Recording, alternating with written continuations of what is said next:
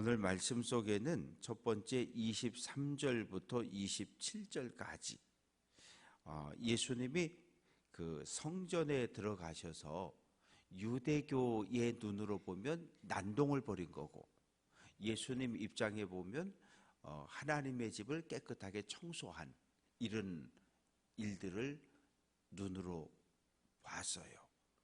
그리고 어린아이들이 예수의 주변에서 호산나 호산나 하고 외치는 이런 소리를 보고 이 대제사장들과 장로들이 나와서 예수님께 질문을 던지는 겁니다. 그런데 대제사장들이라고 되어 있어요. 왜냐하면 대제사장은 종신직입니다. 한 사람이 취임하고 그 사람이 죽으면 또 한 사람의 대제사장을 세울 수 있는데, 헤롯 가문이 통치하던 100년, 대제사장의 평균 임기는 4년을 넘기지 못했어요. 그러니까 지금 현직 가야바, 전직 안나스, 안나스와 가야바는 전현직 대제사장인데 장인과 사위관계입니다. 두 사람이 지금 유대교를 좌지우지하고 있었고, 백성의 장로들은 사내들인 공회의 회원이 되는 사람들입니다. 예수에게 묻는 겁니다. 너 어느 학교 출신이야? 너 랍비 학교 나왔어? 예수님은 랍비 학교를 안 나왔어요. 그 당시 보통 대부분 이렇게 랍비, 선지자 이렇게 불리는 사람들은 대부분 랍비 학교를 나오게 됩니다. 선생님을 모시고 율법을 배우고, 그리고 어느 정도 시간이 지나고 시험을 치고, 그러면 이제 랍비 자격증을 하나씩 주는 거거든요. 그런데 예수님은 그런 자격증이 없어요. 그리고 두 번째, 누가 이 권위를, 성전에 들어와서 유대교와 대제사장이 정한 이 규칙을 무시할, 깨트릴 이 권위, 권세를 누가 너에게 줬냐? 이거 유대교가 대제사장이 정한 건데 너 대제사장 허락도 없이 네 마음대로 성전에 들어와서 난동을 벌여? 그러면서 예수님을 향해서 너 도대체 어느 학교 출신이고, 그리고 누구한테 그런 권위를 받아가지고 너 이런 못된 짓을 했느냐고 이렇게 질문을 던지고 있습니다. 그런데 예수님이 대답을 안 하셔요. 그러면 내가 너희들한테 한 가지 질문을 할 테니까 너희들이 대답을 해봐. 그러면 내가 무슨 권위로 이런 일을 했는지 너희에게 대답할게. 그러면서 예수님 던진 질문이, 세례 요한이 와서 물로 죄사함에 세례를 주지 않았냐? 그 세례가 하늘에서 온 것이냐 아니면 사람에게서 온 거냐? 이렇게 질문을 던지니까 스탑! 그리고 자기들끼리 모여가지고 회의를 하는 거죠. 토론을 하는 거죠. 그런데 큰일 났어요. 왜? 만약에 하늘로부터 왔다 이렇게 대답하면 세례 요한이 이 헤롯 안디바에 의해서 참수당할 때 유대교와 대제사장이 침묵해 버렸거든요. 왜? 별로 안 좋아했어요.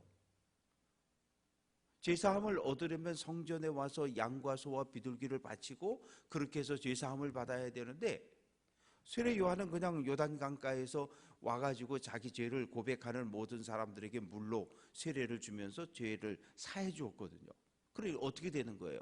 예루살렘 성전으로 와야 할 소와 양과 제물들이 오지 않은 거예요.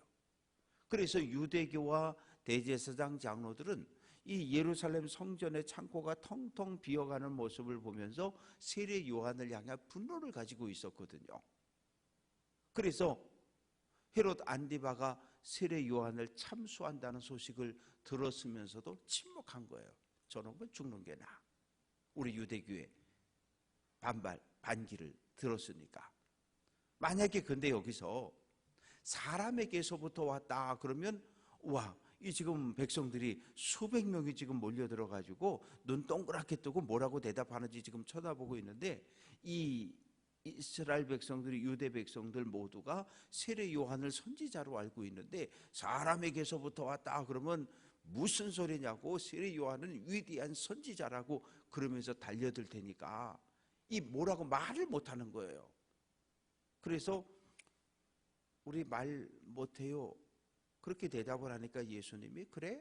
그러면 나도 내가 성전을 깨끗하게 한 이 권위가 어디에서 왔는지 나도 너희에게 말 안 할래. 왜? 너희가 내 질문에 대답 안 했으니까 나도 너희 질문에 대답 안 하겠다는 거예요.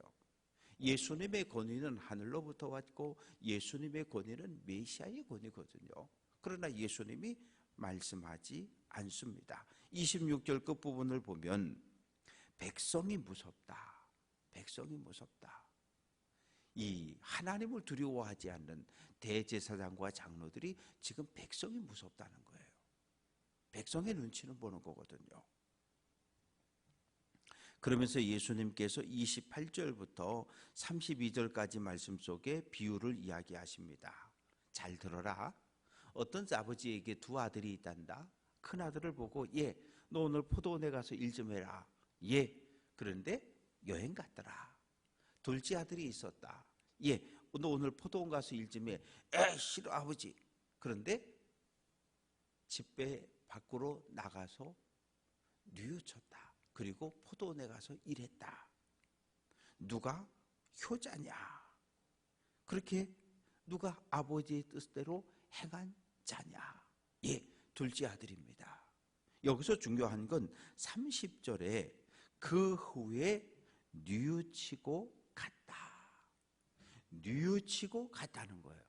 뉘우쳤다라고 하는 말은 무슨 말이에요? 생각을 바꿨다는 얘기예요. 마음을 바꿨다는 얘기예요. 내 행동을 바꿨다는 얘기예요. 아버지 앞에서는 싫어요 라고 대답하고 집 밖에 딱 나와가지고는 내가 잘못했구나. 잘못된 생각을 바꾸고 이 안 가겠다고 못된 마음을 품었던 이 마음을 바꾸고 그래서 포도원에 일하러 갔다는 거죠. 그러면서 이제 31절에서 예수님께서 말씀하십니다. 내가 진실로 너희에게 이르노니 세리와 창녀들이 너희보다 먼저 하나님 나라에 들어갈 것이다.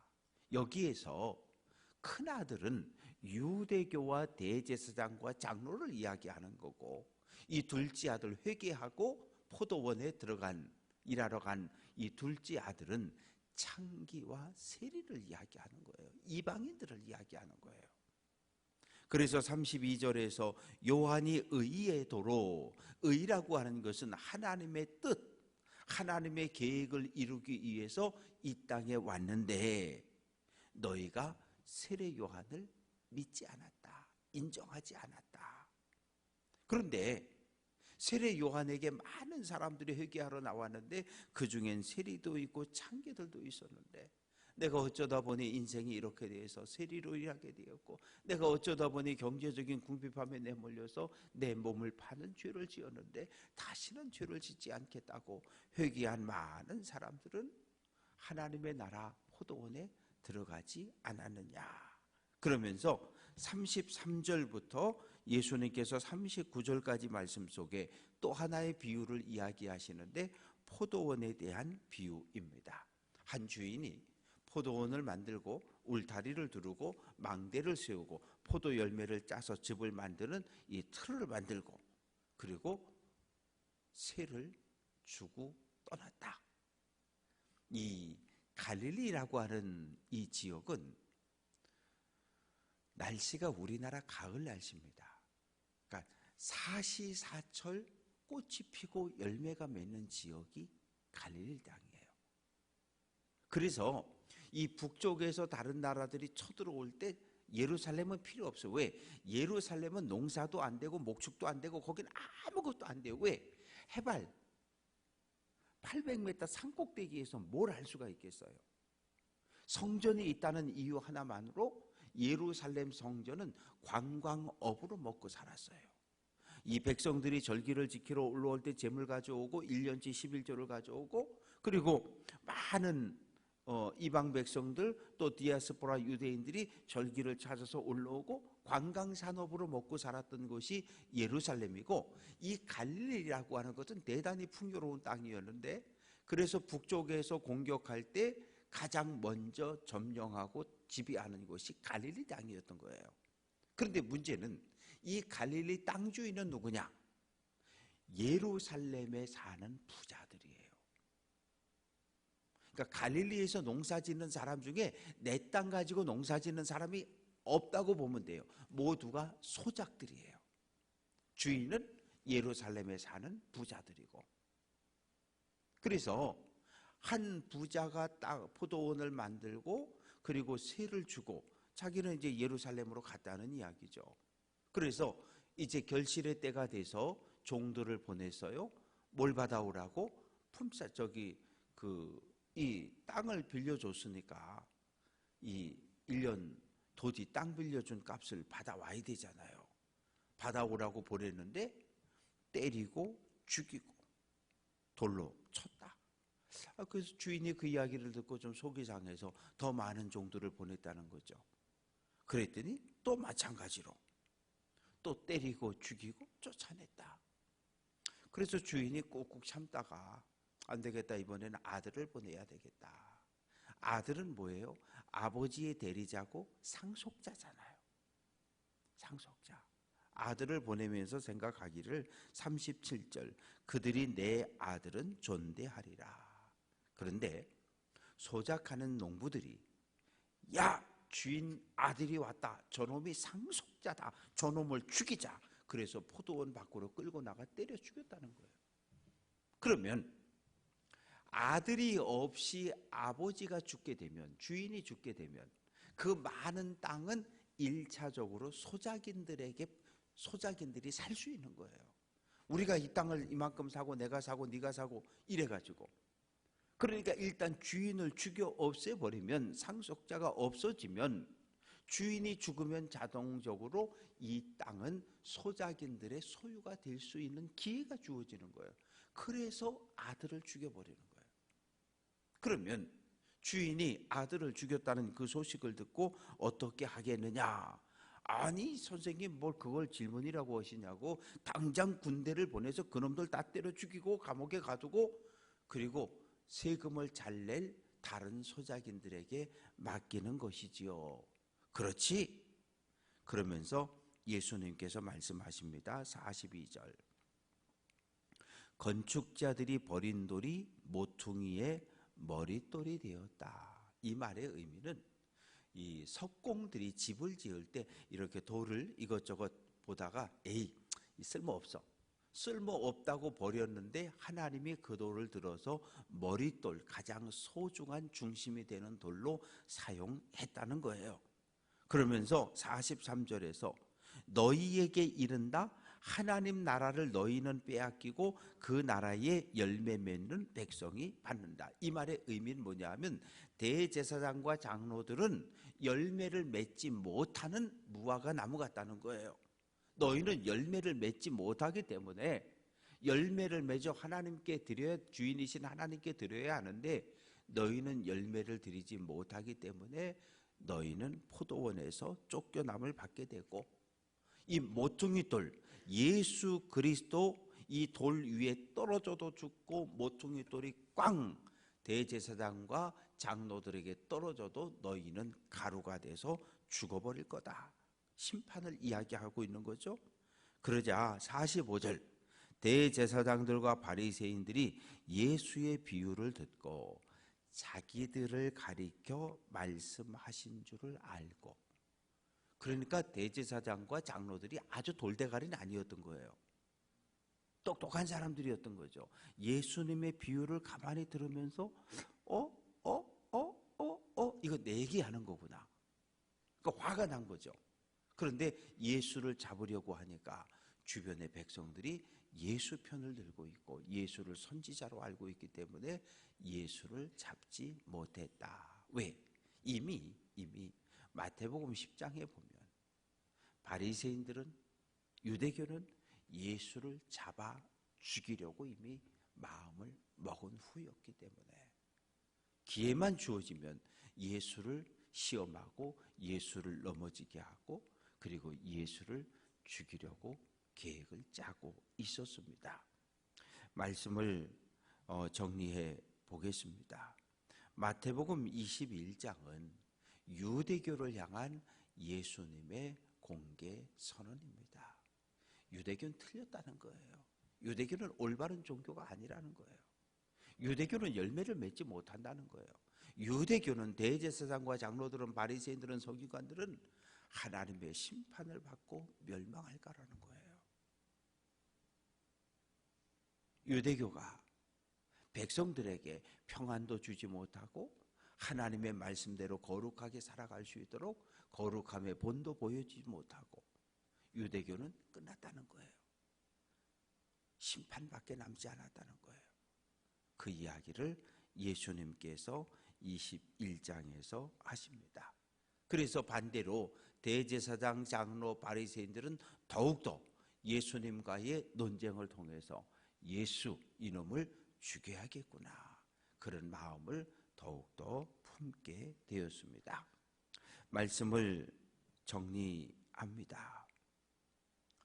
예수님의 권위는 곧 하나님의 권위이고 메시아의 권위입니다. 오늘 어찌 보면 우리는 둘째 아들들이에요. 왜?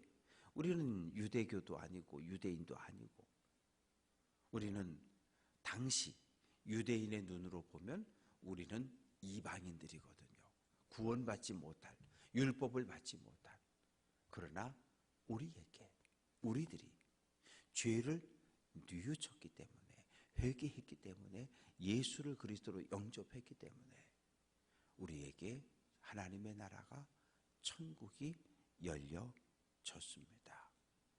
이제 우리가 하나님 나라에 들어가기까지 포도원에서 열심히 일을 해야 하는데, 중요한 것은 우리에게 맡겨진 이 교회를 포도원이라고 생각하면 우리가 주님의 몸인 교회 안에서 열심으로 일을 하는데, 일한다라고 하는 건 복음을 전하는 것이고 내 거룩함을 회복하고 유지하는 것이고, 믿음의 길을 걸어가는 동안에 어떠한 경우에도 사탄, 마귀, 귀신들의 유혹에 넘어가서 믿음의 길에서 떨어져 나가지 않는 믿음을 끝까지 지키고 하나님만을 신뢰하는 것, 그것이 우리가 하나님께 드릴 열매들입니다. 바라고 소망하는 것은 오늘 한 날도 말씀을 마음판에 새기고 믿음의 길을 잘 달려갈 수 있는 귀한 성도들 될 수 있기를 주님의 이름으로 축원합니다.